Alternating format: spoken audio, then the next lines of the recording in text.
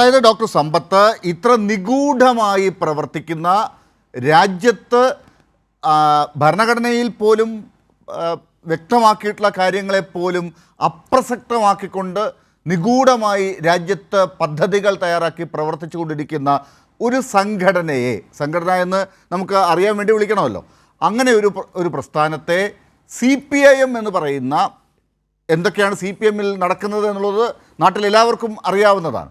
അത്തരത്തിലൊരു ടെക്സ്റ്റായി നിൽക്കുന്ന CPIMൻ്റെ പ്രവർത്തനങ്ങളെ തുല്യപ്പെടുത്തി പറഞ്ഞിരിക്കുന്നത് രാഹുൽ ഗാന്ധി അറിയാത്തത് കൊണ്ടല്ല, അത് അദ്ദേഹത്തിന് എഴുതി കൊടുത്ത കേരളത്തിലുള്ള ചില പ്രാദേശിക രാഷ്ട്രീയ താല്പര്യങ്ങൾ ഇവിടെ കൊണ്ടുവരുന്നത് രാഹുൽ ഗാന്ധി അറിയാതെ പോകുന്നതാണോ?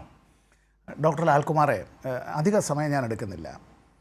കഴിഞ്ഞ നിയമസഭാ തെരഞ്ഞെടുപ്പ് വേളയിൽ പോലും അദ്ദേഹം വന്ന് കേരളത്തിൻ്റെ മണ്ണിൽ വന്നിട്ട് അദ്ദേഹത്തിൻ്റെ വായിൽ നിന്ന് വന്നതായ വാക്കുകൾ എന്നുള്ളത് ചില BJPയുടെ വല്ലാതെ ഇടതുപക്ഷ വിരുദ്ധത, ഭരണഘടനാ വിരുദ്ധത, ജനാധിപത്യ വിരുദ്ധത, മതനിരപേക്ഷ വിരുദ്ധത ഉള്ളിൽ കൊണ്ട് നടക്കുന്നവരുടേതായിട്ടുള്ള വാക്കുകളായി അത്തരത്തിൽ വന്നത് എന്തായിരുന്നു എന്നറിയോ?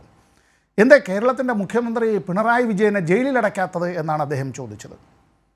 ഒരു മനുഷ്യൻ്റെ മേൽ അത്തരത്തിലൊരു FIR ഇല്ലാത്ത, ഒരു ചാർജ് ഷീറ്റ് ഇല്ലാത്ത, ഒരു കുറ്റപത്രം അങ്ങനെ നൽകപ്പെട്ടിട്ടില്ലാത്ത, ഒരു കോടതി ഉത്തരവും ഇല്ലാത്തതായിട്ടുള്ള ഒരാൾ കമ്മ്യൂണിസ്റ്റ് നേതാവാണ് എന്നുള്ളത് കൊണ്ടും ഒരു മതനിരപേക്ഷ സർക്കാരിന് നേതൃത്വം നൽകുന്നു എന്നുള്ളതും, അങ്ങനെ ഒരാളിനെ സഖാവ് പിണറായി വിജയനെ, ഇതേ RSSൻ്റെ തന്നെ നേതാവ് മധ്യപ്രദേശിലെ ഒരു ചന്ദൻ കുണ്ടാവത്തോ, അദ്ദേഹത്തിൻ്റെ പേര് ഞാൻ കൃത്യമായി ഓർക്കുന്നില്ല, ഇങ്ങനെ പിണറായി വിജയൻ്റെ വിലയ്ക്ക് 2 കോടി രൂപ ഇനാം പ്രഖ്യാപിച്ചപ്പോൾ അല്ലേ, അങ്ങനെ 2 കോടി രൂപയാണ് തലയ്ക്ക് വിലയിട്ടത്. കേരളത്തിൻ്റെ മുഖ്യമന്ത്രി സഖാവ് പിണറായി വിജയൻ്റെ തലയ്ക്ക് വിലയിട്ടത്. ഊരിപ്പിടിച്ച കത്തികൾക്കിടയിൽ കൂടി അദ്ദേഹം നടന്നു എന്ന് പറയുന്നത് വെറുതെ ഒന്നുമല്ല. RSSകാരുടേതായിട്ടുള്ള ഒരുപാട് ഭീഷണികൾ നേരിട്ട് തന്നെയാണ് പിണറായി വിജയൻ വന്നത്.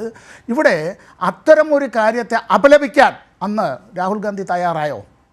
അല്ല, കേരളത്തിലെ ഏതെങ്കിലും കോൺഗ്രസിൻ്റെ പ്രധാനപ്പെട്ട നേതാക്കന്മാർ ആരെങ്കിലും തയ്യാറായോ? ഇല്ലല്ലോ. അപ്പോൾ RSSൻ്റെ ഏറ്റവും വലിയ ശത്രു എന്നുള്ളത് CPIM ആണ്. CPIM ഒരു വലിയ പാർട്ടിയല്ല, അങ്ങനെ ഞങ്ങൾ അവകാശപ്പെടുന്നതേ ഇല്ല. പക്ഷേ ഇന്ത്യയിലെ ഏറ്റവും വലിയ ഇടതുപക്ഷ പാർട്ടിയാണ്, ദക്ഷിണ പൂർവേഷ്യൻ മേഖലയിലെ ഏറ്റവും വലിയ കമ്മ്യൂണിസ്റ്റ് പാർട്ടിയാണ്, പാർലമെൻറ്റിൽ അംഗസംഖ്യ കുറവാണ്, ഒരു സംസ്ഥാനത്ത് മാത്രമാണ് ഭരിക്കുന്നത്. എന്നാൽ CPIM മുന്നോട്ട് വയ്ക്കുന്നതായിട്ടുള്ള മുദ്രാവാക്യങ്ങളും CPIMൻ്റെ രാഷ്ട്രീയ മുദ്രാവാക്യം മാത്രമല്ല, CPIM നടത്തിയിട്ടുള്ളതും നടത്തിക്കൊണ്ടിരിക്കുന്നതുമായിട്ടുള്ള നിയമയുദ്ധങ്ങളടക്കമുള്ള കാര്യങ്ങളും അറിയേണ്ടത്. ഇവിടെ RSSകാർ ഏറ്റവും കൂടുതൽ കൊല ചെയ്തിട്ടുള്ളത് CPIMൻ്റെ പ്രവർത്തകരെയും അതുമായി ബന്ധപ്പെട്ട് പ്രവർത്തിക്കുന്ന വർഗ ബഹുജന സംഘടനകളെ, എന്തിന് പറക്കമുറ്റാത്തതായിട്ടുള്ള പൂർത്തിയെത്താത്ത സജിൻ ഷാഹുൽ എന്ന് പറയുന്ന നെയ്യാറ്റിൻകരക്കാരനായ ഒരു വിദ്യാർത്ഥി അടക്കം കൊല ചെയ്യപ്പെട്ട, ഞാൻ KV സുധീഷ് ഉൾപ്പെടെയുള്ളവരുടെ കാര്യങ്ങളൊന്നും പറയുന്നില്ല, എന്നോടൊപ്പം ഇതുപോലെ ഒരുപക്ഷെ ഏതെങ്കിലും ടെലിവിഷൻ ചാനൽ ചർച്ചകളിൽ ഇങ്ങനെ വന്നിരുന്നത് നിങ്ങളോടൊപ്പവും അനിൽ ബോസിനോടൊപ്പവും എല്ലാം ഒരുപക്ഷെ നന്നായി അത്തരത്തിൽ വർത്തമാനം പറയുമായിരുന്ന സുധീഷിനെ 37 കഷ്ണങ്ങളായി അരിഞ്ഞു തീർത്തതല്ല.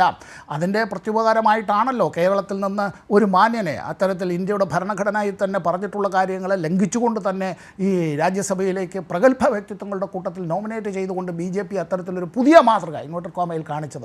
ഇതിനെപ്പറ്റി ഒന്നും കോൺഗ്രസിനൊന്നും പറയാനില്ല എങ്കിൽ എനിക്ക് വേറൊന്നും അവരോട് പറയാനില്ല.